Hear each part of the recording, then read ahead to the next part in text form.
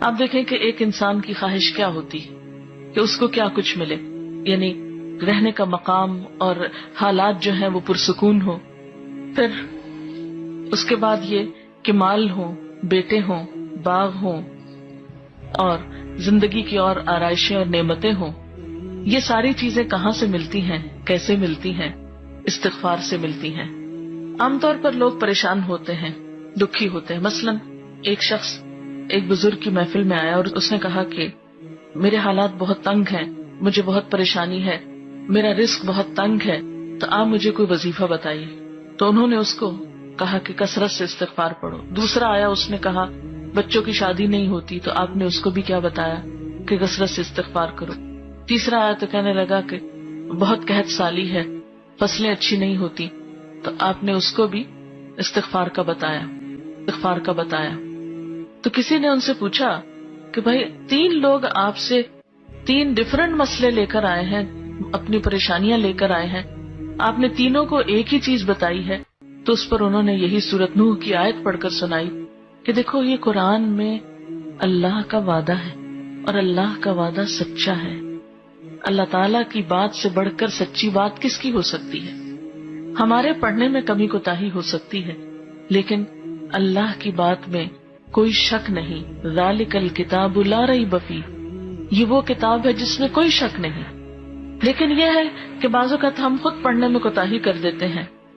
تو جن کا رشتہ نہ ہو رہا ہو وہ بھی، جن کا ہو چکا ہو اور شادی کے پرابلمز ہو وہ بھی، جن کا ہو چکا اور پھر بچے نہ ہو وہ بھی، ان سب کے لیے ایک ہی وظیفہ ہے، اور وہ کیا ہے؟ استغفار کا. کیونکہ ہر روز انسان کے اوپر مختلف طرح کی حالتیں آتی. انسان جس وقت بھی پریشان ہو، جس وقت بھی غمگین ہو، جس وقت بھی دکھی ہو، فوراً اگر اپنے رب کو پکارنے لگے تو انشاءاللہ وہ غم اور دکھ جو ہے اس سے انسان کو فوری طور پر ریلیف ہوگا. جیسے جسم کے اوپر پہنچنے والے زخم اور تکلیفیں ہوتی ہیں نا، تو ان کو اگنور نہیں کرنا چاہیے. مثلا اگر کہیں کٹ لگ گیا تو آپ اس کو ایسے نہیں چھوڑیں گے، اس پر کوئی دوا لگائیں گے یا کوئی پٹی لگائیں گے یا اس کو صاف کریں گے یا اس کو مرچوں سے، صابن سے، اس طرح کی چیزوں سے بچائیں گے تاکہ وہ بڑھے نہیں. اسی طرح جو روح پر کٹ لگ جاتے ہیں یا انسان گناہ کر کے اللہ کو جو ناراض کر لیتا ہے، تو اس سے انسان اگر فوری طور پر نکلتا نہیں اور اس کا علاج نہیں کرتا تو بعض اوقات وہ گناہوں کے دھبے اور وہ دل کی سیاہی اتنی گہری ہوتی چلی جاتی ہے کہ انسان کو ایکیوٹ ڈپریشن میں لے جاتی ہے. اور بعض اوقات پھر اس کے لیے بڑی بڑی دوائیاں اور بڑی دوائیں اور دعائیں بھی کام نہیں کرتی. اس لیے انسان کو ہر روز کثرت کے ساتھ استغفار ویسے بھی کرنا چاہیے. اسی لیے ہم دیکھتے ہیں کہ اللہ کے رسول صلی اللہ علیہ وسلم جو معصوم تھے، گناہوں سے پاک تھے، جن کا کوئی گناہ بھی نہیں تھا، وہ دن میں 70 سے 100 بار استغفار کرتے تھے، اور آپ سے بڑھ کر مصروف بھی کوئی نہیں تھا. ہم تو یہ کہہ سکتے ہیں نا کہ ہم کیا کریں، ہمیں تو وقت ہی نہیں ملتا، نماز پڑھیں یا یہ بچوں کو سنبھالیں یا کون سا کام کریں کون سا نہیں کریں، کس وقت یہ تسبیحاں پڑھیں. ٹھیک ہے، ضروری نہیں کہ آپ کسی کونے میں بیٹھ کے لمبی تسبیح پڑھیں. آپ اٹھتے بیٹھتے چلتے پھرتے باتوں میں گفتگو میں کسی کی سنتے وقت دل میں آپ استغفار کثرت سے پڑھ سکتے ہیں. اور جب آپ سے پوچھا گیا کہ آپ کے تو گناہ نہیں پھر بھی آپ اتنی استغفار پڑھتے ہیں، تو آپ نے فرمایا افلا اکون عبدا شکورا، کیا میں اللہ کا شکر گزار بندہ نہ بن جاؤں؟ تو شکر گزاری تو ویسے ہی اللہ تعالیٰ کو پسند ہے. یا ایھا الذین آمنوا توبوا الی اللہ، توبہ کر لو اللہ سے. اور توبہ بھی صرف جھوٹوں والی توبہ نہیں کہ زبان سے توبہ کرو اور عمل میں کوئی تبدیلی نہ آئے. نہیں، توبۃ نصوحا، خالص توبہ، سچی توبہ جس میں حقیقی طور پر عمل بدل آئے. یعنی ایسی سچی توبہ جس کے بعد گناہ کا کوئی ارادہ نہ ہو، پکا وعدہ کر لے انسان میں آئندہ نہیں یہ کروں گا. ایسی توبہ کی کچھ شرائط. نمبر 1، جس گناہ سے توبہ کر رہا ہے اسے چھوڑ دے. نمبر 2، اس پر ندامت کا اظہار کرے، شرمندہ ہو. نمبر 3، آئندہ نہ کرنے کا وعدہ کرے. نمبر 4، اگر حقوق العباد میں حق تلفی کی ہے تو وہ حق لوٹائے. کسی کے ساتھ زیادتی کی ہے تو معافی مانگ لے. گویا محض زبان سے توبہ کہنا کوئی معنی نہیں رکھتا جب تک انسان توبہ کی شرائط پوری نہ کرے. اور فور موسٹ چیز کیا ہے؟ شرمندگی، ندامت. آپ صلی اللہ علیہ وسلم نے فرمایا الندم توبہ، شرمندگی ہی توبہ ہے. جو شرمندہ ہو جائے اپنے ماضی کے کسی فعل پر، گویا اس نے توبہ کر لی. ایک اور جگہ پر آتا ہے کہ ایک صحابی نے کہا کہ سچی توبہ یہ ہے کہ آدمی رجوع کرے اور پھر اس فعل کو نہ دہرائے. تو نتیجہ کیا ہوگا؟ عسى ربكم ان يكفر عنكم سيئاتكم، بعید نہیں، امید ہے کہ اللہ تمہاری برائیاں تم سے دور کر دے گا. عسى یعنی جب تم توبہ کرو گے تو پھر تمہیں امید دلائی جاتی ہے کہ وہ توبہ قبول کر لے گا.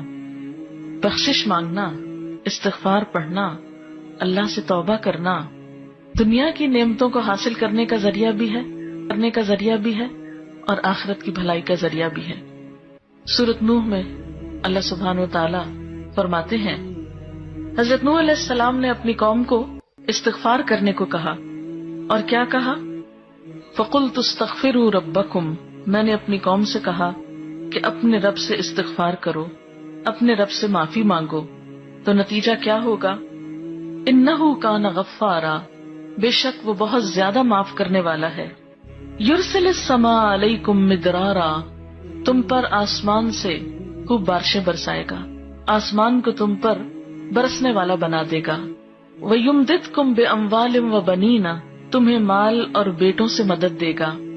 ویجعل لکم جنات، تمہارے لیے باغات بنائے گا. ویجعل لکم انہارا، اور تمہارے لیے نہریں جاری کر دے گا. پھر اسی طرح ایک اور جگہ پر ایک اور پیغمبر نے اپنے لوگوں سے کہا، وَاسْتَغْفِرُوا رَبَّكُمْ ثُمَّ تُوبُوا إِلَيْهِ إِنَّ رَبِّي رَحِيمٌ وَدُودٌ، اپنے رب سے معافی مانگو اور اس کی طرف پلٹ آؤ، بے شک میرا رب رحیم ہے اور اپنی مخلوق سے بہت محبت رکھتا ہے. یعنی جب کسی بندے پر کوئی تکلیف آتی ہے تو ایسا نہیں کہ اللہ تعالیٰ اس پر خوش ہوتے ہیں اور جان بوجھ کے ستانا چاہتے ہیں بندوں کو. اللہ تو بندوں کے حق میں بہت مہربان ہے. پھر سوال یہ پیدا ہوتا ہے کہ تکلیف آتی کیوں؟ اگر وہ ہم سے محبت کرتا ہے اور وہ بہت مہربان ہے. تو بات یہ ہے کہ کچھ چیزیں ہم اچھے حالات میں سیکھتے ہیں اور کچھ چیزیں ہم ہارڈ شپ سے سیکھتے ہیں. کچھ نعمتوں کی قدر ہم اچھے طریقے سے ویسے ہی کر لیتے ہیں اور کچھ چیزوں کی قدر ہمیں اس وقت آتی ہے جب کوئی مشکل پیش آتی ہے. آپ دیکھیے کہ اس کی مثال یوں ہی ہے کہ جیسے کچھ کھانے آپ کچے ہی کھا لیتے ہیں، جیسے فروٹس وغیرہ ہیں، آپ کو پکانے کی ضرورت نہیں ہوتی، لیکن کچھ کھانے آپ کو پکا کر کھانے ہوتے ہیں. اسی طرح زندگی میں کچھ حالات ایسے ہوتے ہیں کہ جن میں آپ آرام سے سیکھ جاتے ہیں، یا کچھ باتیں آپ کو بغیر کسی مشکل کے سمجھ میں آ جاتی ہیں، لیکن کچھ باتیں آپ کو مشکل آنے پر سمجھ آتی ہیں. اور جس طرح انسان پختہ اور میچیور ہوتا ہے مشکلات میں، آپ نے دیکھا ہوگا کہ جو بچے ہارڈ شپس میں پلتے ہیں وہ بڑے ہو کر ان میں اسٹیمنا زیادہ ہوتا ہے، لیکن جو بچے بہت نعمتوں میں اور نازوں میں پلتے ہیں وہ اتنے بہادر اور اتنے ہمت والے نہیں ہوتے. اس لیے دھوپ اور چھاؤں، غم اور خوشی دونوں اس کائنات کا حسن ہے. دن اور رات ایک بہت بڑی نشانی ہے ہمارے لیے. تو اس لیے جب تکلیف آتی ہے تو اس موقع پر انسان اللہ کی طرف زیادہ رجوع کرتا ہے، اللہ کو زیادہ یاد کرتا ہے، زیادہ ذکر کرتا ہے، اور اس طرح انسان کے گناہ دنیا میں ہی معاف ہونے لگتے ہیں. ایک اور جگہ پر آتا ہے وَأَنِ اسْتَغْفِرُوا رَبَّكُمْ ثُمَّ تُوبُوا إِلَيْهِ يُمَتِّعْكُمْ مَتَاعًا حَسَنًا، اور یہ کہ تم اپنے رب سے معافی چاہو اور اس کی طرف پلٹ آؤ تو وہ تم کو اچھا سامان زندگی دے گا. یعنی دنیا کی اچھی نعمتیں کس سے ملیں گی؟ استغفار سے. اور اس کے لیے دعائیں کیا ہیں؟ ربنا اغفر لنا، یہ قرآن پاک کی دعائیں ہیں استغفار کی. ربنا اغفر لنا ذنوبنا واسرافنا فی امرنا وثبت اقدامنا. ایک اور دعا ہے ربنا آمنا فاغفر لنا وارحمنا وانت خیر الراحمین. پھر اسی طرح ربنا ظلمنا انفسنا وان لم تغفر لنا وترحمنا لنکونن من الخاسرین. انت ولینا فاغفر لنا وارحمنا وانت خیر الغافرین.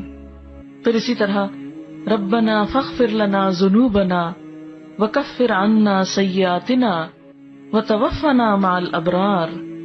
پھر اسی طرح رسول اللہ صلی اللہ علیہ وسلم نے بھی کچھ ایسی دعائیں سکھائی ہیں جو استغفار کا ذریعہ ہیں.